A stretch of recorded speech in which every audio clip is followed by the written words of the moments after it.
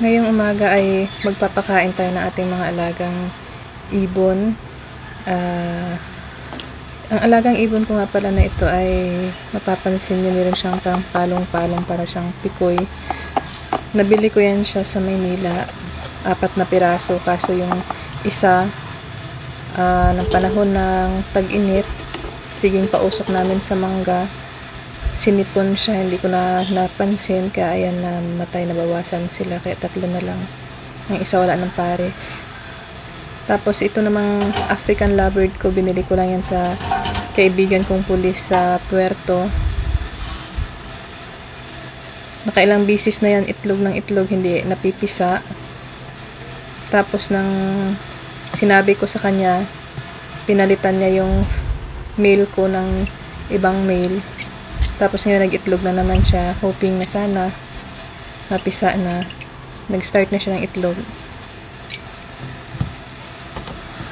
At dito naman sa kabila, ayan, kukuha tayo ng pagkain natin para ipakain naman dito sa kabila nating mga alaga.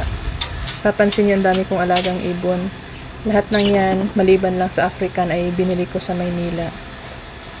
Niregalo lang sa akin ng kaibigan ko din na kaibigan, malapit na kaibigan. Ayan.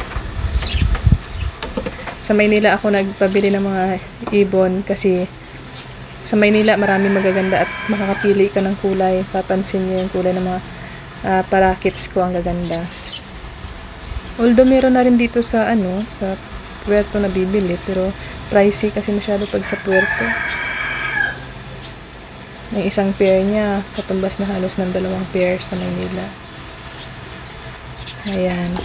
Pakain tayo ng ibon.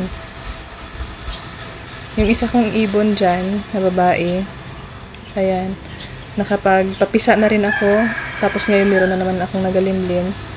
Baka sa mga susunod na linggo, mapisa na rin uli ang mga niya, mga itlog niya. Ganyan ang gawa ko sa mga alaga ako. Pag nagpakain ako, dinadamihan ko na kaagad.